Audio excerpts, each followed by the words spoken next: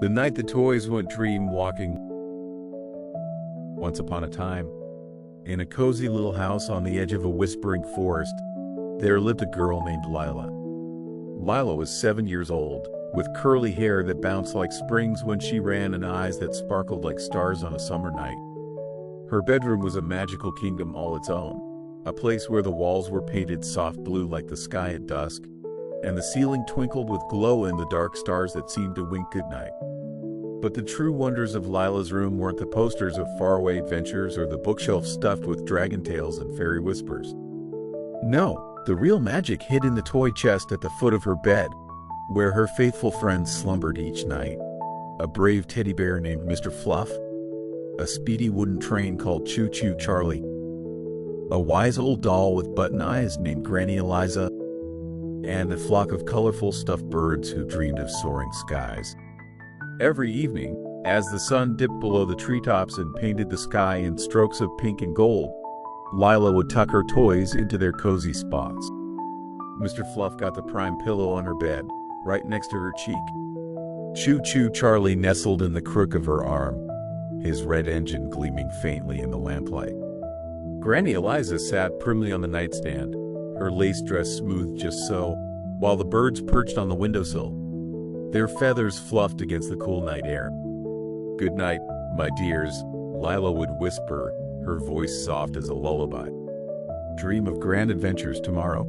Then, with a yawn that could swallow a moonbeam, she'd drift off to sleep, leaving her toys to the quiet hush of midnight. But one particular night, the night of the harvest moon, when the big orange orb hung low in the sky like a lantern lit by fireflies, something extraordinary happened. The moonbeams slipped through the curtains like silvery threads, weaving through the room and tickling the toys awake. It wasn't an ordinary waking. Oh no, this was dream walking, the oldest and most secret magic of the night. When the moon is full and the stars align just so, toys don't just stir.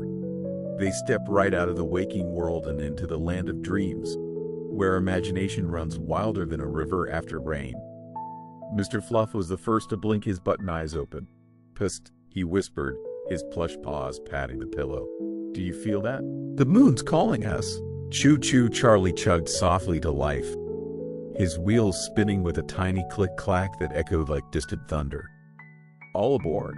Adventure awaits," he tooted in his deepest engine voice. Granny Eliza adjusted her spectacles, which were really just a bent paperclip she'd found under the bed, and peered at the moon. "Well, bless my stitches," she murmured. "It's dream walking night. We mustn't dawdle. The dream path's close at dawn." The birds fluttered their wings, a rainbow of reds, blues, and yellows, chirping excitedly, to the skies. To the skies! And so, with the moon as their guide, the toys slipped from their places. It was as easy as stepping through a curtain of mist. Mr. Fluff tumbled off the bed first, landing with a poof on the fluffy rug that now felt like a cloud. Choo-Choo Charlie rolled down the bedsheet like a hillside track, gathering speed until he whooshed onto the floor.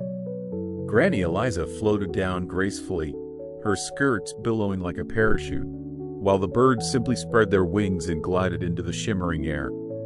The room they knew so well had transformed. The rug wasn't a rug anymore. It was the great green meadow, dotted with flowers that glowed like lanterns and butterflies with wings of tissue paper. The bookshelf loomed like the towering library of legends, its shelves stretching up to infinity, filled with books that whispered secrets to anyone who listened. And the window? Oh, the window had become the gateway to the Dreamlands, a swirling portal of stars and swirling colors, framed by vines that sang lullabies in the breeze. "Follow me, friends," declared Mr. Fluff, his voice brave but a tad wobbly. He was, after all, more of a cuddler than a leader. He pawed at the portal, and with a whoosh like wind through willows, they all tumbled through. The world spun in a kaleidoscope of wonder. Rivers of liquid silver, mountains made of marshmallows, and forests where the trees giggled when you tickled their leaves. They landed in a heap on a path of sparkling pebbles that crunched like candy underfoot. Where to first? asked Choo-Choo Charlie, puffing steam from his chimney, which was really just a puff of imagination. Granny Eliza consulted her tiny map, a scrap of wallpaper she tucked in her pocket. The Dreamlands are divided into realms, she explained wisely. There's the Whispering Woods, where secrets grow on vines, the Candy Canyon, full of sweets that sing, and the Starry Sea, where fish with lantern tails swim among the waves. But beware the shadow snoozers, lazy clouds that try to puff you back to sleep too soon.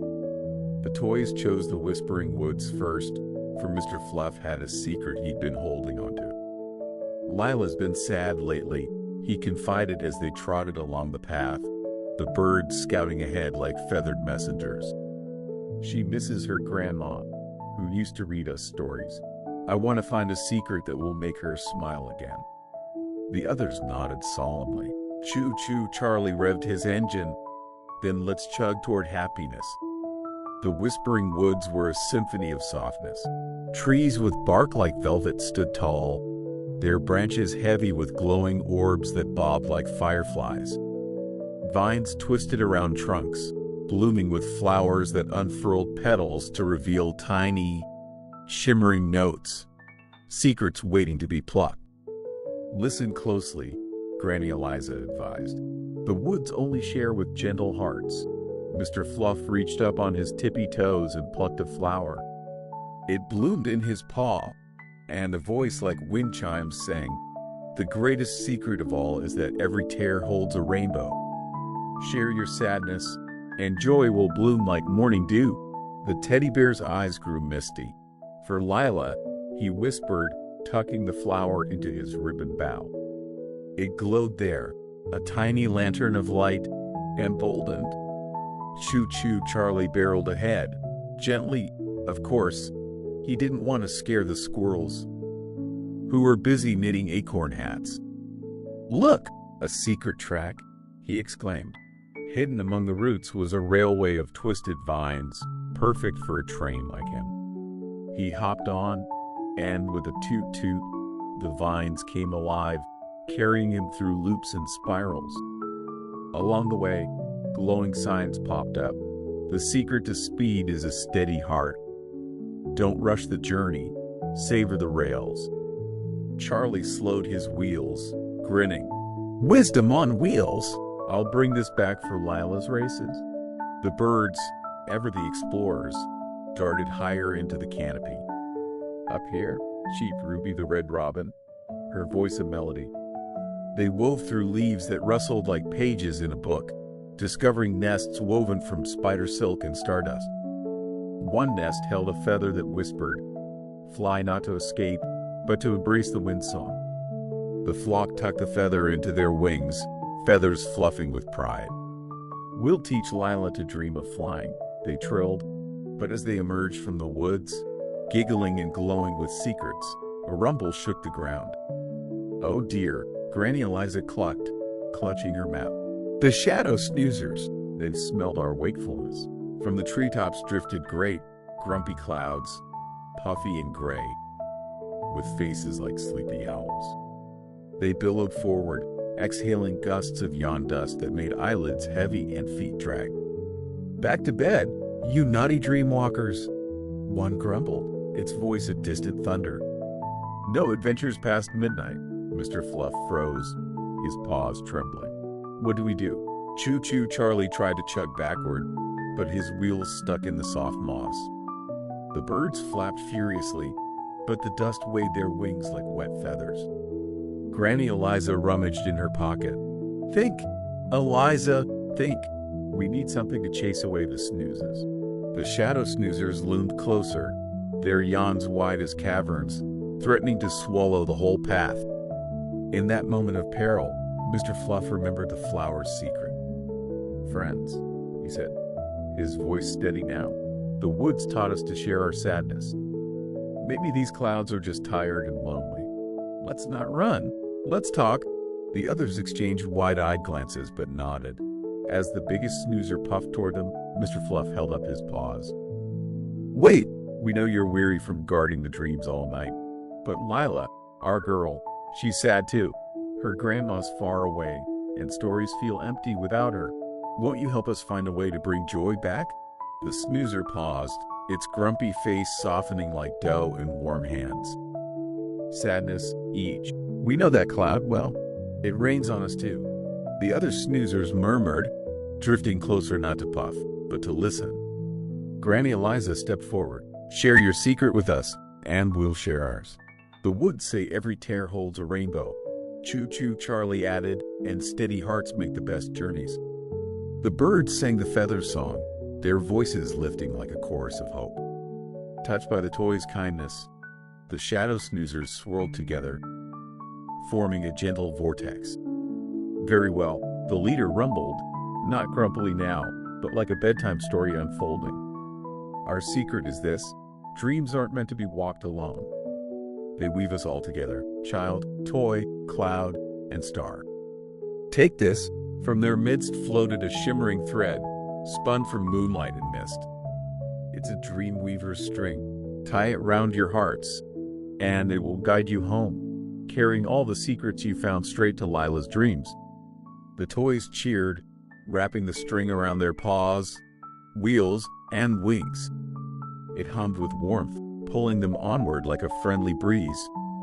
The snoozers waved lazy goodbyes, drifting back to their perches with lighter hearts.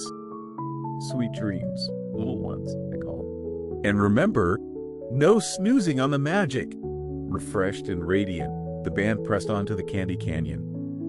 The path dipped into a valley of delights, rivers of chocolate that bubbled like soda, mountains of marzipan dusted with sugar snow, and fields of gumdrop grass that bounced underfoot. "Wee!" squealed the birds, hopping from licorice vine to peppermint pole. Choo-Choo Charlie discovered a track of toffee rails, slick and sweet, zipping him through tunnels of wafer cookies. Faster than candy cane lightning, he whooped. Granny Eliza found a grove of jelly bean trees, where fruits jiggled with stories inside. She plucked one and bit gently, out poured a tale of a gingerbread village where houses hugged you goodnight. Perfect for Lila's story time. She smiled, pocketing a handful. Mr. Fluff, still glowing from the woods, shared his flower with a flock of sugar plum fairies who danced around them, sprinkling sparkles that tasted like vanilla dreams. But the canyon had its tricks. Midway through, they stumbled into the sticky swamps, mires of caramel that grabbed at paws and wheels like mischievous hands. Stuck, cried Charlie, his engine whining as he spun futilely. The birds fluttered above, dropping feathers to test the depths, while Granny Eliza's skirts soaked up the goo. "Oh, fiddlesticks!" We're like flies in honey. Mr. Fluff tugged at the Dreamweaver's string, which pulsed brighter. The string! It connects us, if we all pull together. They linked paws, wings, and hitches, chanting the secrets they'd learned. Tears hold rainbows. Steady hearts. Embrace the wind. Weave dreams together. With a schlop and a giggle, the caramel released them, launching the toys into a bounce across the gumdrop fields. They laughed until their sides ached, or in Charlie's case, his boiler bubbled over with mirth. As the moon climbed higher, painting the canyon in silver frosting, the toys turned toward the Starry Sea. The air grew salty sweet, and the ground sloped to a shore of pearl sand, where waves lapped in rhythms like heartbeats. Boats of conch shells bobbed on the tide, crewed by fish with tails that trailed comet sparks. All aboard the dreamboat, tooted Charlie, who transformed into a paddle steamer for the occasion. They sailed into the sea's embrace, the water cool and glowing with bioluminescent blooms that lit their way like underwater lanterns. Schools of fish darted by, wearing top hats and monocles, reciting poetry about lost treasures. The birds, now merbirds with shimmering scales, dived and splashed, racing dolphins made of sea glass. Granny Eliza spotted a coral library, its shelves carved from reef, holding scrolls of forgotten wishes. She unrolled one. The sea whispers that home is not a place, but the love that carries you there. Tucking it away, she hummed a sailor's tune, Mr. Fluff stood at the bow, the Dreamweaver's string trailing behind like a tail of light. "Look," he gasped. In the distance, a whirlpool swirled, not dangerous, but inviting, like a funnel to the sky. It was the heart of the Dreamlands, where all paths converged. But guarding it was a gentle giant, the Dream Whale, a colossal creature with skin like midnight velvet, eyes like galaxies, and a song that could lull storms to sleep. "We seek passage home," Mr. Fluff called, his voice small against the waves. The whale surfaced, its spout a fountain of stardust. "Only those who carry true dreams may pass." It boomed, kind but firm. "What have you brought?" The toys shared their secrets one by one. The rainbow tear, the steady rail, the wind's embrace, the woven thread, the hugging houses, and the sea's whisper of home. The whale listened, its massive fluke swishing thoughtfully. "You have walked with open hearts," it sang. "Enter and carry my gift too." A single scale, iridescent as an opal, floated to them. "It holds the song of the stars. Sing it to your girl, and she'll never feel alone." With the whale's blessing, the whirlpool drew them in. Colors spun, secrets swirled, and the toys held tight to the string. The world flipped like a page in a book, and suddenly, poof, they were tumbling back through the gateway, landing softly on the great green meadow, which was, once more, just Lila's rug. The room was still, the moon dipping toward morning. Mr. Fluff patted his friends. "We did it. Lila's dreams will be brighter now." Choo-Choo Charlie chugged to his spot. Granny Eliza smoothed her dress, and the birds perched with sleepy chirps. They snuggled into place just as the first bared call of dawn tickled the window.